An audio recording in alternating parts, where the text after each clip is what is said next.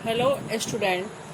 पिछले वीडियोस में हमने संज्ञा पढ़ा, संज्ञा के विकारी तत्व पढ़े, संज्ञा में किस किस रूप में विकार उत्पन्न होता है, कारक चिन्हों के द्वारा और वचन के द्वारा, लिंग के द्वारा। तो संज्ञा हमने पढ़ा, संज्ञा के स्थान पे जो शब्द प्रयुक्त होता है उसके बारे में आज हमको पढ़ना है, यानी कि सर्वनाम। संज्ञा के स्थान पे प्रयोग होने वाले शब्दों को सर्वनाम शब्द कहते हैं। देखिए, सर्वनाम शब्द का शाब्दिक अर्थ ही होता है सर्व, यानी सबका, नाम मीन्स नाम ही होता है। तो सर्वनाम यानी कि सबका नाम, वह नाम जो सबके लिए प्रयुक्त हो सके वह सर्वनाम कहलाता है।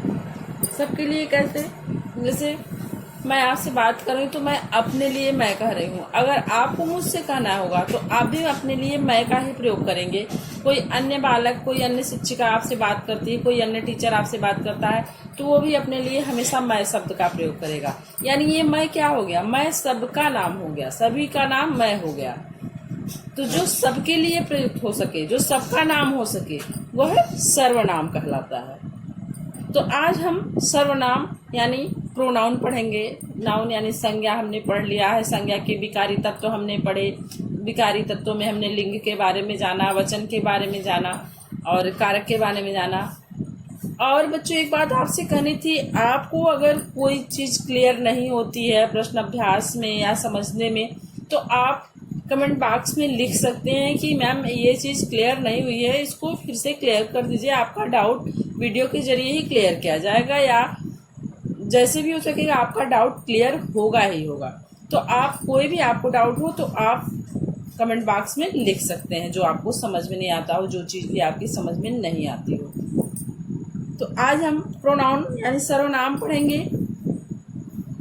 सर्वनाम शब्द का अर्थ है सबका नाम, अर्थात जो शब्द सब नामों के स्थान पे प्रयुक्त होते हैं वे सर्वनाम कहलाते हैं। निम्नलिखित वाक्यों में रेखांकित अंश पर ध्यान दीजिए। तो यहाँ पे कुछ शब्द दिए गए हैं आपके, उनमें कुछ शब्द देखिए रंगीन किए गए हैं, उनके नीचे रेखाएं खींची गई हैं। इन रेखांकित शब्दों को आपको इन वाक्यों में से ध्यान देना है विशेष रूप से। जैसे आपका पहला शब्द है, सेंटेंस है, पहला वाक्य है, विकास के बगीचे में रंग बिरंगे फूल खिले हैं। तो यहाँ विकास शब्द का प्रयोग हुआ है। वह फूलों की उचित देखभाल करता है। उसकी बहन भी समय समय पर फूलों में पानी देती है। उसके सभी मित्र रंग बिरंगे फूलों को देखकर बहुत प्रसन्न होते हैं। तो यहाँ पे आप देख रहे हैं, यह विकास शब्द यहाँ पे लिखा हुआ है, जो कि एक संज्ञा शब्द है। इस संज्ञा शब्द के लिए नीचे जो तीन शब्द आपके हैं, वह, उसकी, उसके, यह तीनों सर्वनाम शब्द हैं। यह किसके लिए प्रयुक्त हुआ है? सिर्फ विकास के लिए। विकास संज्ञा शब्द के लिए तीन सर्वनाम शब्द हमने प्रयोग किए। उसके सभी मित्र रंग बिरंगे फूलों को देखकर बहुत प्रसन्न होते हैं। वह, उसकी, उसके। अब यहाँ देखिए, उपरयुक्त पहले वाक्य में विकास संज्ञा शब्द का प्रयोग हुआ है, जबकि दूसरे, तीसरे, चौथे वाक्य में विकास के स्थान पर वह, उसकी तथा उसके शब्दों का प्रयोग किया गया है। अतः ये सभी शब्द सर्वनाम हैं। ये सारे शब्द सर्वनाम में आते हैं। यह, उसकी, उसके, उनके, उन्होंने, वे, वह। तो अब हम यहाँ पे एक चीज आपको बता दें कि हम सर्वनाम शब्दों का प्रयोग क्यों करते हैं। सर्वनाम शब्दों का प्रयोग भाषा की सुंदरता के लिए किया जाता है, भाषा को एक सही रूप देने के लिए किया जाता है। जैसे देखिए, यहाँ पे जो सेंटेंस हमने पढ़ा, विकास के बगीचे में रंग बिरंगे फूल खिले हैं। विकास फूलों की उचित देखभाल करता है। विकास की बहन समय समय पर फूलों में पानी देती है। विकास के सभी मित्र रंग बिरंगे फूलों को देखकर प्रसन्न होते हैं। तो कुछ अटपटा सा लगता है सुनने में, बार बार जैसे एक ही शब्द दोहराया जाता हो।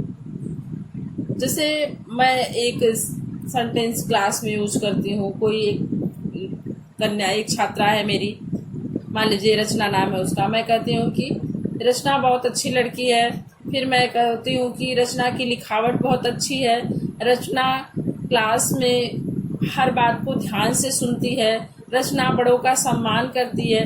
तो अगर हम उसके बारे में जितने वाक्य बोलेंगे सब में रचना ऐड करते जाएंगे तो आपको भी सुनने में अटपटा सा लगेगा कि मैम क्या रटी हुई है एक ही बात।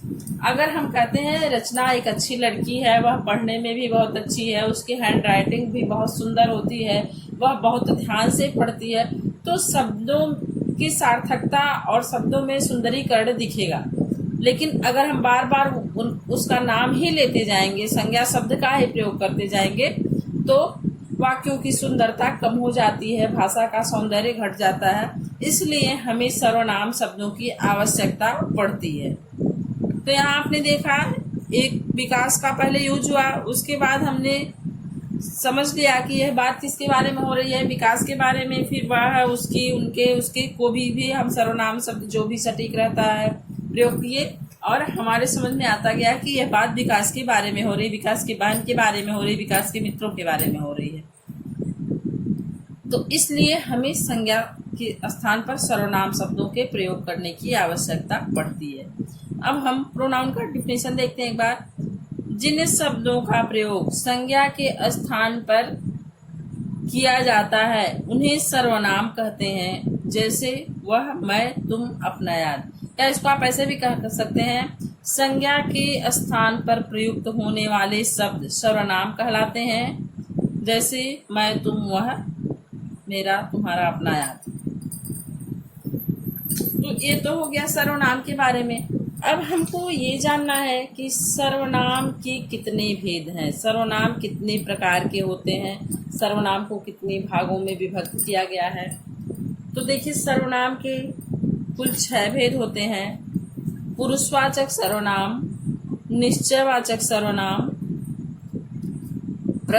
अनिश्चयवाचक सर्वनाम, प्रश्नवाचक सर्वनाम, अनिश्चयवाचक सर्वनाम, निजवाचक सर्वनाम, संबंधवाचक सर्वनाम। ये जो है 6 सर्वनाम आपके होते हैं। मैं आपको सीधे तरीके से इनका नाम गिनाती हूँ। पुरुषवाचक सर्वनाम, निश्चयवाचक सर्वनाम, अनिश्चयवाचक सर्वनाम, प्रश्नवाचक सर्वनाम, निजवाचक सर्वनाम, संबंधवाचक सर्वनाम। यहाँ पे कुछ जो इनका क्रम है लिखने का कुछ कम समझ में आ रहा मुझे, इसलिए मैंने अपने हिसाब से आपको बता दिया। पुरुषवाचक, निश्चयवाचक, अनिश्चयवाचक, प्रश्नवाचक, निजवाचक, संबंधवाचक। तो ये आपके 6 सर्वनाम हो गए। अब हम इनके बारे में जानते हैं कि कौन सा सर्वनाम किसके लिए प्रयुक्त होता है। तो पहले है पुरुषवाचक सर्वनाम। पुरुषवाचक सर्वनाम वो होते हैं जिन सर्वनाम शब्दों का प्रयोग सुनने वाले के लिए किया जाता है, वो पुरुषवाचक सर्वनाम कहलाते हैं। सुनने वाले के लिए जो शब्द का प्रयोग किया जाता है उन्हें मध्यम पुरुष सर्वनाम, जैसे तुम पढ़ो, तुम पढ़ रहे हो, तुम ये खाना खा लो, तुम बड़े अच्छे बच्चे हो, ये क्या हो जाता है, ये मध्यम पुरुष सर्वनाम हो जाता है। तू शब्द का प्रयोग तुम, तुम्हारा, तुझे, ये मध्यम पुरुष का चिन्ह होता है। तो पहले देखते हैं पुरुषवाचक सर्वनाम। जो सर्वनाम शब्द बोलने वाले, सुनने वाले या जिसके बारे में कुछ कहा जाए के लिए प्रयुक्त होते हैं उन्हें पुरुषवाचक सर्वनाम कहते हैं। तो इस पुरुषवाचक सर्वनाम जो होते हैं ये भी 3 प्रकार के होते हैं। पुरुषवाचक सर्वनामों को 3 भागों में विभक्त किया गया है या इनका वर्गीकरण 3 रूपों में किया गया है। उत्तम पुरुष, मध्यम पुरुष, अन्य पुरुष। उत्तम पुरुष वह होता है जैसा हम अपने बारे में जब कुछ कहते हैं, जो बोलने वाले के बारे में होता है, जो कुछ लिख रहा है या जो बोल रहा है उसके बारे में जो बात होती है वह उत्तम पुरुष में आती है। जैसे मैं आपसे बात कर रही हूँ कि तुम ध्यान से मेरी बात सुनो, मैं जो कह रही हूँ उसको ध्यान से सुनो।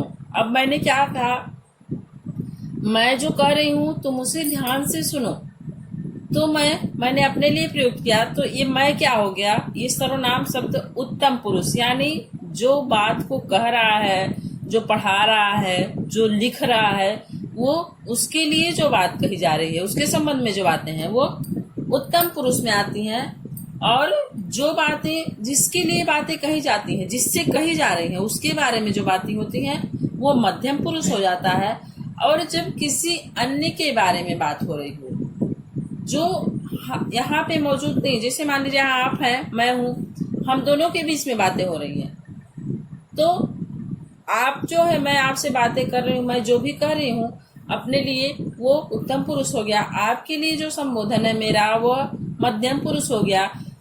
अब इसके अलावा मैं किसी अन्य के बारे में आपसे बात करती हूँ, आपको जो कुछ भी समझाती हूँ, जिसके बारे में बताती हूँ, वह क्या हो गया, वह अन्य पुरुष हो गया। यानी संबोधनकर्ता और श्रोता दोनों के मध्य जो उपस्थित नहीं है कोई तीसरा जिसके बारे में बात हो रही है, वह अन्य पुरुष हो जाता है।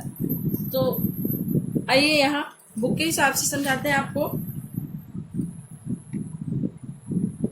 इसी आधार पर ये 3 प्रकार के यानी पुरुषवाचक सर्वनाम को 3 भागों में विभाजित किया गया है: उत्तम पुरुष, मध्यम पुरुष, अन्य पुरुष। उत्तम पुरुष क्या है? जिन सर्वनामों का प्रयोग बोलने वाला व्यक्ति अपने लिए करता है उन्हें उत्तम पुरुष सर्वनाम कहते हैं। जैसे मैं, मैंने, मेरा, मुझे, हम, हमने, हमारा, हमें आदि, ये जो है उत्तम पुरुष सर्वनाम कहे जाते हैं, जो अपने बारे में बोलने वाला जो अपने बारे में कहता है। मध्यम पुरुष क्या है?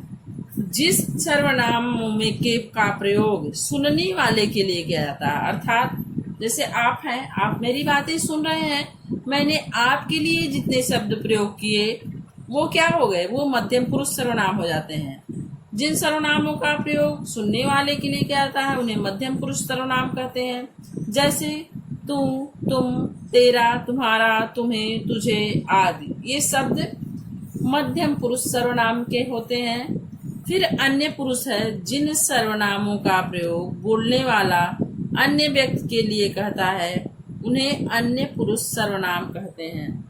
यहाँ पे आपको अन्य शब्द से ही इसका अर्थ प्रकट हो जा रहा है कि यहाँ अन्य यानी किसी कोई और जो यहाँ पे उपस्थित नहीं हो। आप यहाँ पे उपस्थित हैं, आप मध्यम पुरुष हो गए, मैं आपसे बात कर रही हूँ, मैं आपसे बोल रही हूँ, मैंने सारी बातें कही हैं तो मैं उत्तम पुरुष हो गई। जिसके बारे में मैंने आपको बताया, जिसके बारे में मैं आपको बता रही हूँ वह क्या है, वह यहाँ पे उपस्थित नहीं, कोई अन्य है, तो ये अन्य पुरुष सर्वनाम हो जाता है। वह, उसे, उसने आदि। तो यह क्या हो गया? तो यह आपका अन्य पुरुष हो गया। यानी उत्तम पुरुष जो हम अपने बारे में बात करते हैं या बोलने वाला जो अपने बारे में जो शब्द बोलता है, अपने लिए जो सर्वनाम शब्द इस्तेमाल करता है वो उत्तम पुरुष हो गया। जो सुनने वाले के बारे में इस्तेमाल करता है, सुनने वाले के लिए जो शब्द प्रयोग करता है वह मध्यम पुरुष सर्वनाम हो गया। और जिसके बारे में सुनने वाले को जो किसी अन्य के बारे में बोलने वाला बताता है या लिखने वाला जो किसी अन्य के बारे में लिखता है वह अन्य पुरुष सर्वनाम हो जाता है। अब हम निजवाचक सर्वनाम देखेंगे। निजवाचक सर्वनाम अर्थात जिसमें कर्ता से निजत्व स्थापित होता हो, अपनापन स्थापित होता हो क्रियापद से और कर्ता पद से, वह निजवाचक सर्वनाम होता है। देखिए, निजवाचक और उत्तम पुरुष सर्वनाम में अंतर होता है। निजवाचक का चिन्ह क्या है? मैं, मैंने, मेरा, मुझे, हम, हमने, हमारा, हमें, ये सारे जो हैं निज उत्तम पुरुष के चिन्ह होते हैं। लेकिन जो निजवाचक सर्वनाम होता है उसमें स्वयं से निजत्व दिखाया जाता है, कर्ता से क्रिया का एक गहरा संबंध यानी अपनापन दिखाया जाता है। जैसे स्वतः, स्वयं, अपने आप, खुद, खुद ब खुद, ये सारे शब्द प्रयोग किए जाते हैं। यानी जिन सर्वनाम का प्रयोग अपने आप के लिए किया जाता है उन्हें निजवाचक सर्वनाम कहते हैं। जैसे मैं अपने आप चला जाऊंगा, वह अपने आप चला गया। मैं खुद ब खुद कर लूंगा, मैं खुद ही खा लूंगा, मैं स्वतः कर लूंगा। इस तरह के जब शब्द आते हैं, क्रिया से अपनापन दिखाने वाले शब्द, क्रिया से जिसका अटूट संबंध कर्ता से जहां जिन शब्दों का दिखता है, अपने आप, स्वतः, स्वयं, इसमें क्या है, कर्ता से एक घनिष्ठता दिखाई जा रही है, वहां पे यानी निजता प्रकट हो रही है। जिन सर्वनाम शब्दों का प्रयोग कर्ता के साथ निजता प्रकट करने के लिए की जा रही है, यानी अपना, ये कर्ता है, अपने आप, यहाँ पे कर्ता से के साथ ये सर्वनाम क्या है, निजता प्रकट कर रहा है, आप से अपना भी जोड़ रहा है, अपने आप, कर्ता से निजता प्रकट हो रही है। यहाँ इस जिस सर्वनाम शब्द से, उन्हें निजवाचक सर्वनाम कहते हैं। इसके उदाहरण है अपने आप, स्वयं, स्वतः, खुद। जैसे अपना काम स्वयं करो, पलक अपने आप पढ़ लेती है, मैं खुद आ जाऊंगा, मैंने खुद ब खुद अपने सारे कार्य कर लिए। ये सारे सर्वनाम शब्द क्या कर रहे हैं, कर्ता से, अपने आप से निजता प्रकट कर रहे हैं। तो यह निजवाचक सर्वनाम के एग्जाम्पल हो गए, यह निजवाचक सर्वनाम हो गया आपका। अगला है आपका प्रश्नवाचक सर्वनाम। तो जैसा कि नाम से ही स्पष्ट हो रहा है, जो सर्वनाम शब्द किसी व्यक्ति या वस्तु के संबंध में प्रश्न पूछने के लिए प्रयुक्त होते हैं, वे प्रश्नवाचक सर्वनाम कहलाते हैं। यानी कि जिन सर्वनामों का प्रयोग प्रश्न पूछने के लिए किया जाता है, वे प्रश्नवाचक सर्वनाम कहे जाते हैं। जैसे कि क्या, किसे, कौन, क्यों, किसको, किसने, ये सारे शब्द, कहाँ, ये सारे शब्द क्या हैं, प्रश्न पूछने के लिए प्रयोग किए जाते हैं और ये सर्वनाम भी कहे जाते हैं। तो किस प्रकार के सर्वनाम हैं, प्रश्नवाचक सर्वनाम। प्रश्न पूछने के लिए जिन सर्वनाम शब्दों का प्रयोग किया जाता है, वह प्रश्नवाचक सर्वनाम कहे जाते हैं। जैसे तुम कहाँ जा रहे हो, तो कहाँ क्या हो गया, प्रश्नवाचक, आपसे प्रश्न पूछा जा रहा है। यह किसने रखा, यहाँ भी प्रश्न आ गया, तो यहाँ क्या हो गया, ये भी प्रश्नवाचक हो गया।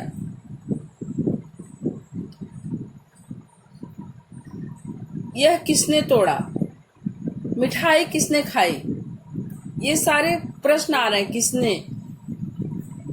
तुम क्यों जा रहे हो, तो क्यों, क्या, किसे, किसने, कौन, ये सारे जो होते हैं प्रश्नवाचक शब्द होते हैं। तो ये सर्वनाम शब्द प्रश्नवाचक सर्वनाम कहे जाते हैं। तो प्रश्नवाचक तो आपको क्लियर हो गया होगा। अब हम देखते हैं चौथा सर्वनाम आपका निश्चयवाचक सर्वनाम।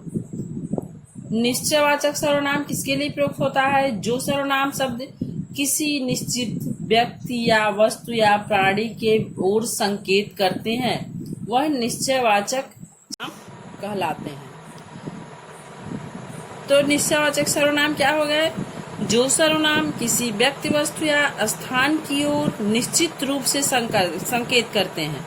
यानी जिन सर्वनाम शब्दों के द्वारा हम किसी भी प्राणी, वस्तु, स्थान या व्यक्ति की ओर संकेत करके यह कहते हैं कि, और उन शब्दों से यह निश्चित होता है कि यह निश्चय रूप से सही है, यानी जो निश्चित होता है उसके बारे में जब हम कोई बात करते हैं, वे सर्वनाम क्या होते हैं, निश्चयवाचक सर्वनाम होते हैं। जैसे यह, वह, इसे, उसे, ये सारे शब्द निश्चयवाचक सर्वनाम में प्रयोग किए जाते हैं।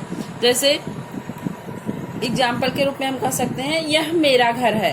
हम इस घर की तरफ इशारा कर रहे हैं, तो हम कह रहे हैं यह मेरा घर है। यह निश्चित है कि यह मेरा ही घर है। यह मेरी बेटी है, यह मेरा बेटा है। ऐसे शब्द हम इस्तेमाल करते हैं जो कि निश्चित है। यह मेरी पुस्तक है, यह आपकी पुस्तक है। यानी यह शब्द जो प्रयोग हो रहा है वह निश्चय के लिए प्रयोग हो रहा है कि नहीं, ये निश्चित रूप से इसी के बारे में बात हो रही है। तो यहाँ क्या हो गया, निश्चयवाचक सर्वनाम। तो यह, वह, इसे, वह मेरा स्कूल है, यानी उसमें मैं पढ़ती हूँ या मैं पढ़ाती हूँ, तो वह मेरा स्कूल है, ये निश्चित है। तो यह क्या हो गया, ये निश्चयवाचक सर्वनाम हो गया। निश्चयवाचक की ठीक अपोजिट अनिश्चयवाचक सर्वनाम होता है, जो कि आपका 5वां सर्वनाम है। देखिए यहाँ भी एग्जाम्पल दिया है आपके बुक में निश्चयवाचक सर्वनाम का, यह मेरा भाई है। तो यहाँ क्या हो रहा है, यह शब्द भाई के लिए निश्चित है कि यही मेरा भाई है। यह यहाँ पे यह शब्द निश्चयवाचक सर्वनाम का एक उदाहरण है। फिर हम अनिश्चयवाचक सर्वनाम देखते हैं। 5वां सर्वनाम जो है हमारा अनिश्चयवाचक सर्वनाम, जिस सर्वनाम द्वारा किसी निश्चित व्यक्ति या वस्तु का बोध नहीं होता उसे अनिश्चयवाचक सर्वनाम कहते हैं। जैसे मान लीजिए मैंने अभी निश्चयवाचक में एग्जाम्पल दिया कि यह मेरी पुस्तक है। अगर कोई पुस्तक ऐसे ही आपके बेंच पे पड़ी है क्लासरूम में, आप कहते हैं यह किसी की पुस्तक है, तो यह अनिश्चयवाचक हो जाएगा। पुस्तक तो है, यह तो निश्चित है, लेकिन किसकी पुस्तक है ये यहाँ पे निश्चित नहीं हो पा रहा है, तो यहाँ पे अनिश्चयवाचक सर्वनाम हो जाएगा। कोई बच्चा आपके क्लासरूम में आ गया, छोटा बच्चा, आप कहते हैं किसका भाई है। अपने क्लास के स्टूडेंट से, अपने क्लासमेट से पूछते हैं यह किसका भाई है या किसकी बहन है, तो यहाँ पे क्या हो जाएगा, अनिश्चयवाचक सर्वनाम। दरवाजे पर कोई आया है, यह अनिश्चयवाचक, कोई, किसका, ये सारे जो शब्द हैं ये देखिए, कोई, कुछ, किसी, ये क्या है, यह अनिश्चयवाचक सर्वनाम हो गए। जैसे यह किसी की पुस्तक है, इस पैकेट में कुछ रखा है, इस बॉक्स में कुछ है, पता तो है कि कोई चीज है इसमें, लेकिन निश्चित नहीं है कि क्या है। निश्चयवाचक में क्या था, जिसके बारे में बात हो रही थी वह पूर्व निश्चित था कि यह ही बात है, यह इसी का है, लेकिन यहाँ पे अनिश्चित है। इस पैकेट में कुछ है, पर कोई खड़ा है, कोई बुला रहा है, ऐसे शब्द जब आते हैं, किसी की कॉल आई है, किसी का फोन आ रहा है, तो ऐसे शब्द जहाँ पे इस्तेमाल होते हैं अनिश्चयवाचक सर्वनाम उसको कहा जाता है। तो अगला और लास्ट आपका जो सर्वनाम है संबंधवाचक सर्वनाम। जो सर्वनाम एक बात का संबंध दूसरी बात से दिखाते हैं उन्हें संबंधवाचक सर्वनाम कहते हैं। जैसे जैसा वैसा, जो सो, जिसका उसका, जहाँ तहाँ आदि, ये इसके उदाहरण होते हैं। अर्थात जो सर्वनाम शब्द वाक्य में प्रयुक्त किसी दूसरे सर्वनाम का संबंध दर्शाते हैं, एक दूसरे से एक दूसरे का संबंध दर्शाते हैं। जैसे अगर दो सर्वनामों का प्रयोग हो और दोनों का संबंध एक दूसरे से दर्शाते हैं जो सर्वनाम, वह उसको संबंधवाचक सर्वनाम कहते हैं। यहाँ पे संबंधवाचक कारक की तरह नहीं होता है कि एक दूसरे संज्ञा शब्दों से, यहाँ पे सर्वनाम से सर्वनाम का संबंध जहाँ पे दर्शाया जाता है वह संबंधवाचक सर्वनाम कहलाते हैं। जैसे जैसे को तैसा, जैसा करोगे वैसा भरोगे, जैसी करनी वैसी भरनी, ऐसे शब्द जब आते हैं जो दो, एक सर्वनाम शब्द दूसरे का संबंध दर्शाता है एक दूसरे से, वो संबंधवाचक सर्वनाम कहते हैं। यहाँ पे देखिए ये आपके 6 सर्वनाम कंप्लीट हो गए। यहाँ पे विशेष में दिया हुआ है सर्वनाम के संबंध में ध्यान देने योग्य बातें। जैसे आप खाना खा लीजिए, यहाँ पे है आप शब्द का प्रयोग हुआ है। यह आप किसके लिए, मैंने अभी आपको निजवाचक सर्वनाम पढ़ाते समय बताया कि अपने आप यह निजवाचक होता है, लेकिन यहाँ जब ऐसे शब्द आ रहे हैं आप खाना खा लीजिए, तो ये क्या हो जाएगा, ये पुरुषवाचक यानी मध्यम पुरुष सर्वनाम होगा, क्योंकि यह सामने वाले के लिए, बात बोलने वाला सुनने वाले के लिए कह रहा है। लेकिन अगर यहाँ पे मैं अपने आप खाना खा लूंगा, अपने के साथ आपका प्रयोग आया, तब यहाँ पे यह निजवाचक सर्वनाम हो जाएगा। इसके अलावा मैंने आपको पढ़ाया प्रश्नवाचक सर्वनाम, तो इसमें भी कुछ ध्यान देने योग्य बातें होती हैं। जैसे क्या, किसे, कौन, किसको, किसने आदि ये प्रश्नवाचक शब्द हैं और ये प्रश्नवाचक सर्वनाम कहे जाते हैं। लेकिन हर प्रश्नवाचक शब्द प्रश्नवाचक सर्वनाम नहीं होते हैं। वही प्रश्नवाचक शब्द प्रश्नवाचक सर्वनाम कहे जाते हैं जिनका उत्तर सर्वनाम में मिलता है या संज्ञा शब्दों में आता है। जिन प्रश्नवाचक शब्दों का उत्तर सर्वनाम या संज्ञा शब्दों के रूप में मिलता है वही प्रश्नवाचक सर्वनाम कहे जाते हैं। और यहाँ पे जो आपने देखा अनिश्चयवाचक सर्वनाम, यहाँ पे जैसे अगर कोई शब्द है या निश्चयवाचक शब्द है, लेकिन अगर यहाँ पे सब कोई हो या कोई कोई हो, सब कुछ हो, तो यहाँ पे वह अनिश्चयवाचक नहीं रह जाएगा। तो ये कुछ आपके सर्वनाम में ध्यान देने योग्य बातें हैं। इसको हमेशा सर्वनाम पढ़ते समय या उसके आंसर लिखते समय आप ध्यान देंगे कि हर प्रश्नवाचक शब्द प्रश्नवाचक सर्वनाम का एग्जाम्पल नहीं हो सकता है। अगर उस प्रश्नवाचक सर्वनाम शब्द का उत्तर संज्ञा या सर्वनाम शब्द में मिलता है तभी वह प्रश्नवाचक सर्वनाम कहा जाएगा। और आप शब्द जो है कहीं कहीं उत्तम पुरुष में प्रयुक्त होता है, उसको आप जब पूरा सेंटेंस पूरा वाक्य पढ़ेंगे तो आपको समझ में आएगा। आप शब्द देखकर तुरंत ही उसको निजवाचक में नहीं रख सकते हैं। तो ये कुछ ध्यान देने योग्य बातें हैं आपके लिए। और अब आपका ये चैप्टर कंप्लीट हो गया। एक्सरसाइज हम नेक्स्ट वीडियो में करेंगे। Thank you.